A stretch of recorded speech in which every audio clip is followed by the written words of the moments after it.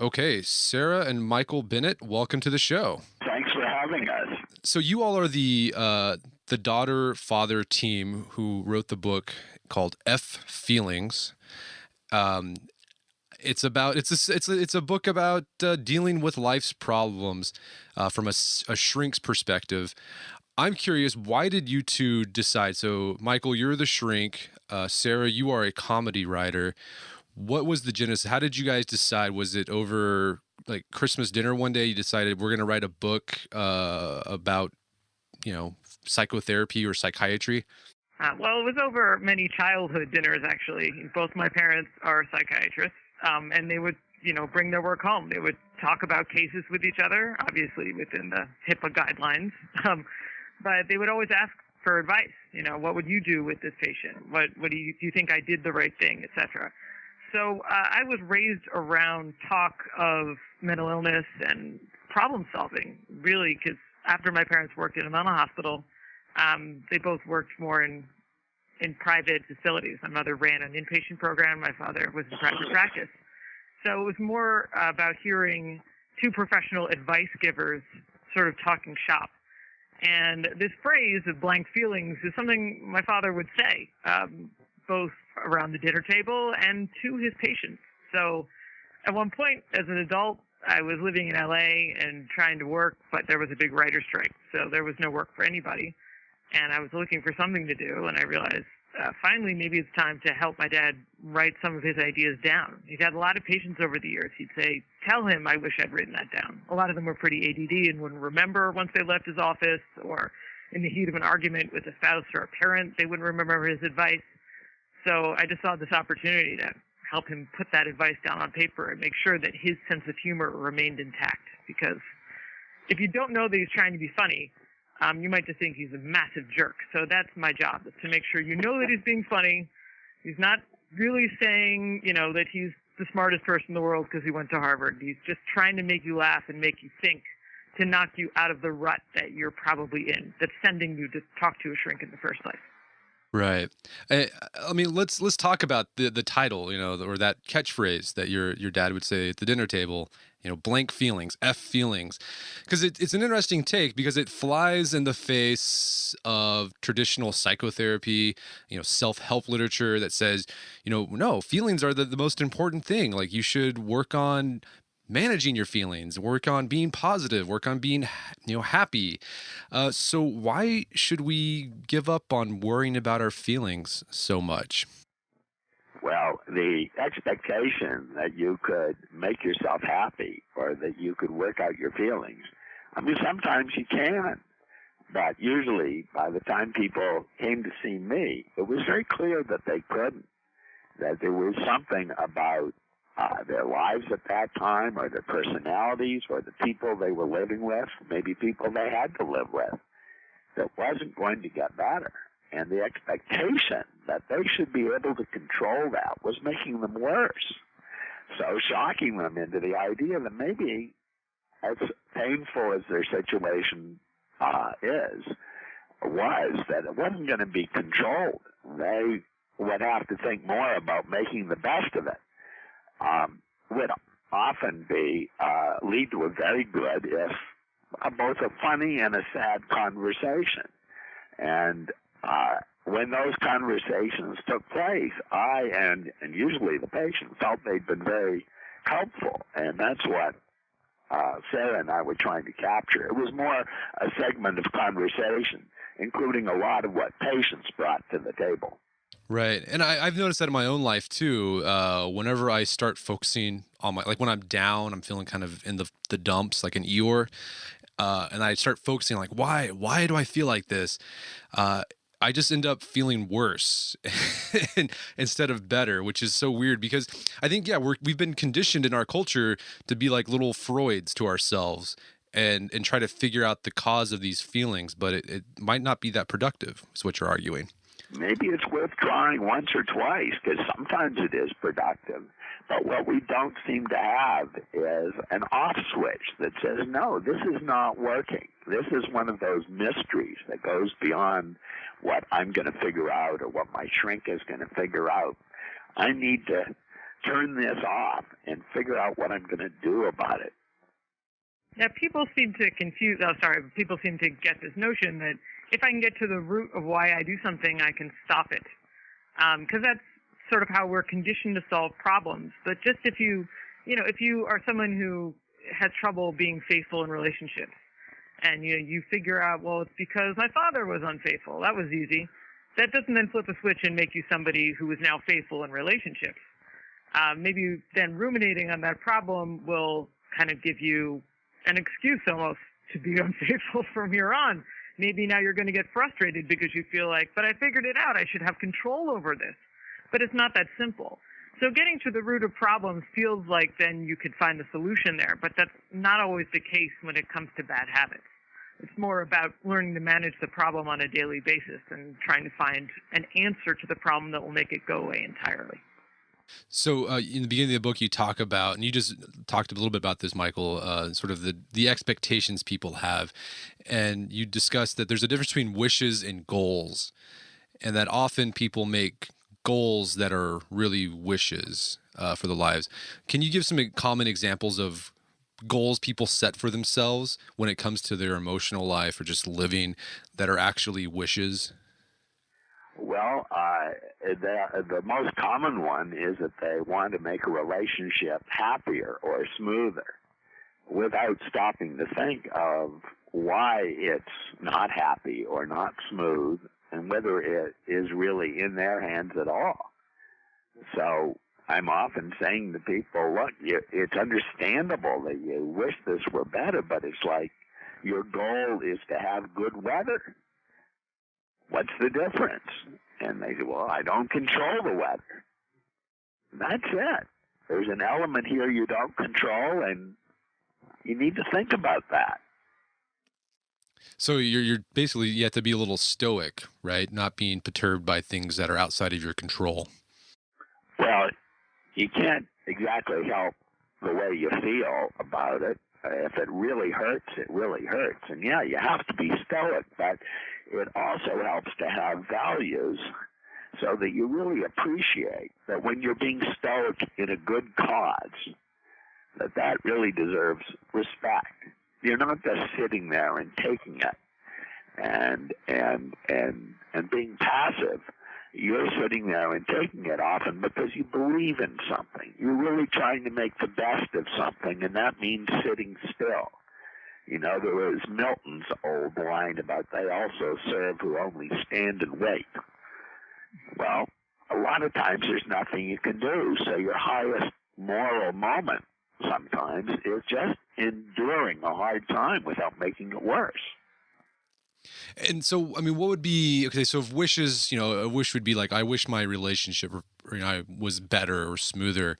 How can we turn that wish into a more productive goal where we actually can do something, recognize what we have control over and don't have control over, and focusing on the things we do have control over? Well, especially in family relationships, people often say, I wish I got along with my mother better, and think that the way to do that is to have a confrontation or to let her know exactly how she hurt you and what you need from her in the future. And odds are, if you've had the same parent for 30 years and you've never gotten along, you're not going to get along now. What you can control is where the conversation goes, what you're willing to talk about, how much time you spend together, whether you're going to take the bait and get into arguments. That's what my father's talking about and what you were talking about in terms of stoicism. It doesn't feel great to have your mother berate you for something you haven't done, but instead of fighting back, you can calmly change the subject. You can calmly excuse yourself from the room or from the house in general. And it doesn't feel good to have that, to not fight back. But if your goal is to have a peaceable relationship, then there's certain sacrifices that are worth making to keep the peace. And also because you know that if you go to war, if you get into this fight, nobody's going to win. You're never going to change her mind, and she's never going to change yours. Your greater goal is just getting along, not trying to change each other, not trying to win each other over to your point of view, because that's never worked in the past. So that means making those sorts of limits, creating those sorts of boundaries. And accepting I'm never going to have a lovey-dovey, sitcom parental relationship, but I can have one that isn't World War III every time a holiday rolls around. And if there are ways to do it that aren't excruciating, like just setting limits, setting time limits, whatever you need to do, then it's worth doing what you need to do to make that possible. We're big ones for inviting people to look for patterns. Usually if somebody is causing you a lot of trouble, or even if, you're caused a lot of trouble by some personal habit of your own, there's lots of evidence that it's ingrained and that it's not easy to change. But there's good reason not to take it too personally and not to hold yourself too responsible, so that you can switch over to, okay, I don't understand it, but it's bigger than I am. How can I manage it so that it will do the least damage? Right. I think this that understanding that some temperaments are inborn and there's not much you can do about it except for managing it. And I know people who have suffered from depression, and I feel like they actually beat themselves up even more because they're thinking, why can't I be happy? And they do all these things. And I guess a more productive approach would be like, well, yeah, maybe I'm just by nature an Eeyore, but there's some things I can do to manage it and not be like insufferable around people and have a good productive life despite that. Well, scientifically, that has been almost a revolution in thought over the time of my career. When I started out, we were really thought the cure to depression was to understand the issues that were bothering you, or get you to stop turning your anger inward, something like that. And that was what a lot of movies were about. But then all this evidence came out that linked it to genetic factors. And the epidemiology of it was that if you had a really bad depression or two, you were almost certain to get another one sooner or later. And it didn't matter whether you got the greatest psychotherapy or had a terrific life. There was still, the odds were that you could get another depression. And well, that's terribly, it's bad news. We have so little control over something that can cause a lot of pain. The good news was that we've been taking much too much responsibility on ourselves for depression and its recurrence, and that we can fight the negative thoughts of depression by treating it more like it's an attack of lupus or an attack of colitis. So, I mean, I'm wondering if you're suggesting, is what you do, Michael, sort of cognitive behavioral therapy, or do you even think that could be problematic for people? Because I guess the underlying assumption is that, you can do something about your thoughts, right, with cognitive behavioral therapy. Well, I think it's cognitive behavioral therapy or cognitive therapy in the sense that I think philosophy is supposed to be, or good thinking about ethics or studying Talmud. You're trying to do what's right and gain self-esteem from that. And when you know you're doing the best to be a decent person and live a life while you're suffering from pain and disability and feel humiliated and are having trouble making a living, that deserves so much respect. I've always thought that's at the center of a lot of ethical and religious thinking. And that part of it is very, very therapeutic. It's about how to feel better inside when life really sucks. Right. So it's very, very Jobian, very Greek tragedy-like.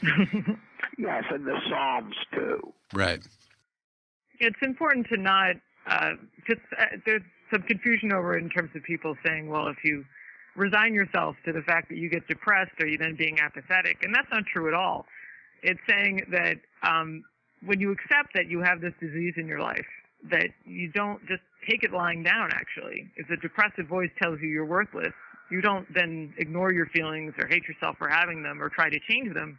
You just answer back to them. I think that's more of what cognitive behavioral therapy is about, in terms of saying back to that voice, I know I'm not useless because today I did get out of bed and I was a good parent, or I was a good sibling, or I was a good daughter or son to my parents. And then the other important part is taking pride in what you can accomplish when you know that you're dealing with an illness. It's a huge deal sometimes just to put your pants on when you're going through a bad period of depression, to put a brush through your hair and leave the house and go to work. And you deserve to give yourself credit for accomplishing those things. Other people do them every day without thinking about it. But when you're sick, it can feel like it takes all the effort you have, down to your bones. And you need to give yourself a pat on the back for being able to accomplish those things. To find the positivity in all the negativity. So, I mean, it sounds like here then we should be focusing on the process, not so much on the results in terms of feelings, because feelings are fleeting and they can change, and you don't have much control over that. I think you put your finger on it, that we tend to focus on results like happiness or wealth or that have a huge amount of good luck in them. And a lot of the essence of pulling back from that, a lot of the essence of cognitive therapy is to ignore the results as much as we want good results and focus on the process and literally doing your best according to your values. So you have a chapter called Blank Self-Improvement, very Tyler Durden Fight Club title there.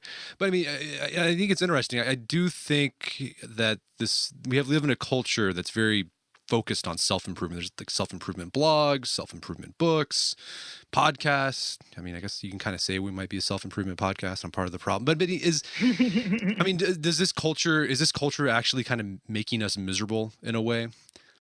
Yeah, as you know, we don't care if it makes you miserable. But we think it makes you sick. That it's natural to want to improve, but you always hit a limit. There's some things you just don't do well. I watch my friends at a certain age, whatever their timing in their running or their weights or whatever is going to get worse, not better. And sooner or later, you really need to focus on the process, what you do with what you've got.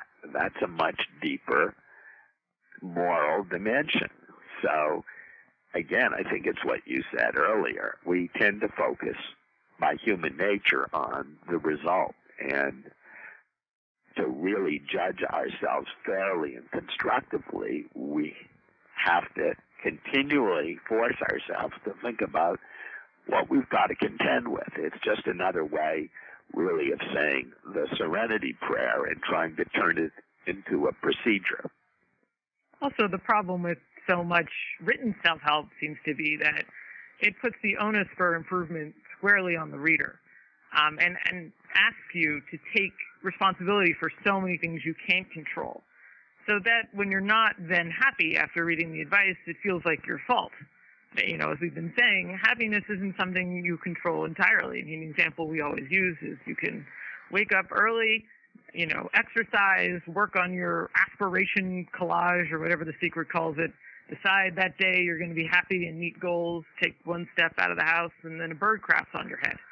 Now you're not happy, but you didn't tell the bird where to eat breakfast or use the toilet that morning. It's not your responsibility that you don't feel happy anymore. But you can feel like, why can't I be happy? I did all these things today. Why am I letting this bring me down? You're letting it bring you down because it's gross. It's a terrible start to the day. And it seems like so many self-help books make it seem like your happiness is in your own hands. And that's so not fair to people, to readers, to anybody, to take that on. Your happiness is mostly linked to luck. And you can be the best person you can, and you can do the best you can. But expecting to be happy, to be able to make yourself happy, is probably just going to make you miserable. Listening to you two talk about this, I want to go back to you, Michael. You kind of referred to this. This isn't really so much, cognitive behavioral therapy. It's just good philosophy towards life. I mean, when I was hearing you talk, it reminded me of, I guess, those inscriptions on the Temple of Delphi, right? Like, know thyself, and then like moderation in all things. It sounds like that's what you're advocating. It's like, know what your limits are, know that you're not going to be able to get thinner at a certain age, or you're not going to be as fast or athletic past a certain age, and then working with what you got. Don't try to exceed beyond what you're capable of doing, possibly. Well, we certainly think you need to try to stretch your limits, and that so many great things in life that that younger people achieve because they have a real interest and talent and take it to the limit. But I think it's equally true that there is always a limit. And again, it's how you shift gears, how you recognize when you reach that limit, and shift gears and decide, okay, this isn't my fault. I'd like to take it further. Everybody has told me, it's sort of like what they say about the Red Sox, especially around spring training. And all the sports writers are talking about everybody's potential. It must drive those guys crazy. So going back to this idea of where people have a tendency to psychoanalyze themselves and trying to figure out the root of their problems. Like we ask why questions, like why do I cheat? Why do I eat that chocolate cake? Why do I have an anger problem? You guys argue that we should be asking, instead of why, we should be asking how. What do you all mean by that? We just mean that you ask, how do you deal with it? Okay. If there is some cause that you can manage, somebody discovers a pill that will change your fat metabolism and you gain weight from that cake because of some biochemistry that's known, give me that pill. I'd love it. But until that arrives, some people gain weight and some people don't. But at some point or other, it was probably a survival trait that the people who gain weight would get through the winter famine better because their bodies hang on to fat. A lot of it seems to link up to evolutionary things that a trait may cause you a lot of misery, but still, if it helps a large number of people survive, it tends to remain in the gene pool. Well, whatever it is, it's a mystery, and it's usually beyond us at some point, particularly in medicine. Now, doctors, too, and therapists have a lot of trouble with that point. We feel responsible for finding an answer and coming up with answers. And what is harder for us, for everybody, I think, is to recognize when there is no answer and shift to the, so what do you do then? Yeah, also when people, especially people that have problems with addiction and want to ask why, it's usually just a tactic to delay doing anything that's actually constructive. I mean, you can try and figure out why you drink forever. You might not come up with an answer. What's more important is that you figure out how to manage your drinking now. And at a certain point, too, you can try and get to the bottom of why can't I eat as much as other people I know? Why is it that one bite of cake will cause me to gain 25 pounds? And it might be because, like my dad said, you have peasant genes that hold on to weight with metaphorical white fists. But if you're someone who has those issues, you have to come to a point where you think, I can either manage my diet better, I can either have a crazy diet where I only eat 500 calories a day so I can be the weight that I want, or I can have a healthy diet that works for me and accept, what is the best I'm going to look? What is the best weight I can achieve that doesn't make my schedule crazy and, make it impossible to spend time with friends because I'm on a cleanse every other day of the week.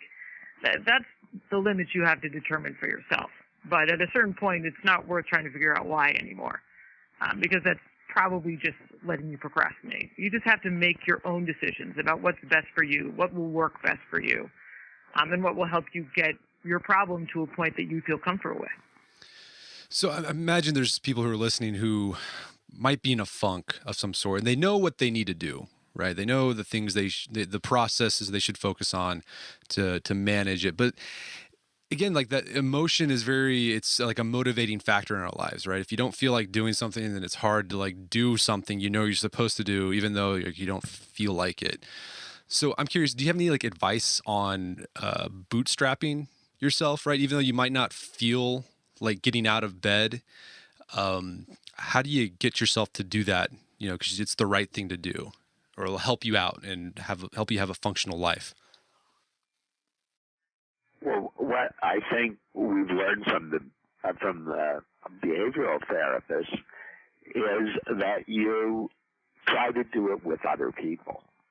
That you try to let other people into your life, whether it's a friend or a spouse or a therapist, and work with them to create a schedule and get very, very specific about what you need to do. And then check with them through the day about whether you're doing it. If it's really severe, that's about all they do in day hospital treatment, is they walk with you through your day, doing their best to get you up, out, eating, and doing things one after the other. And very often just having that person at your elbow is just what you need. You really want to do it. You just can't quite get up the energy. And that other person gives you the energy, and then you start to build a habit and do it at the same time with the same person every day. And before you know it, you're moving. It's important, too, not to beat yourself up and say, come on, get yourself out of bed. Don't be a loser. Let that negativity seep into motivation you might have. It's more thinking of what are the important goals for me? What kind of person do I want my actions to reflect? So if getting out of bed means providing for your family, then that's the motivation that you can use. And by getting out of bed, like I said, you give yourself an enormous amount of credit.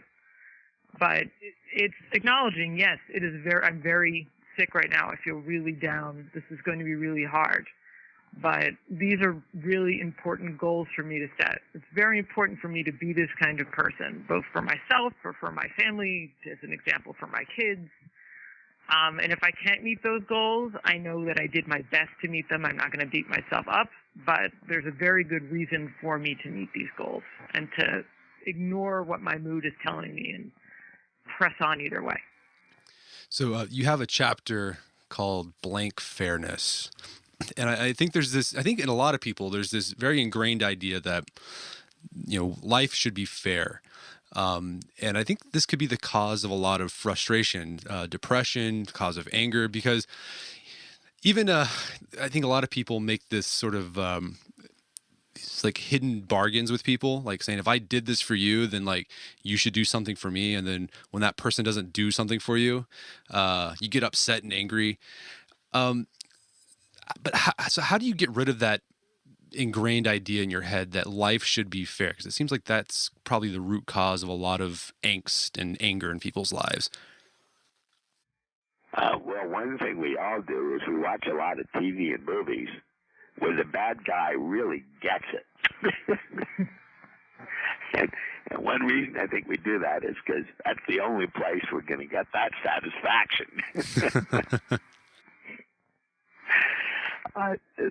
The rest, getting philosophical with somebody else who understands why you're angry and why you're outraged, but also understands that if you do anything, it will make things worse.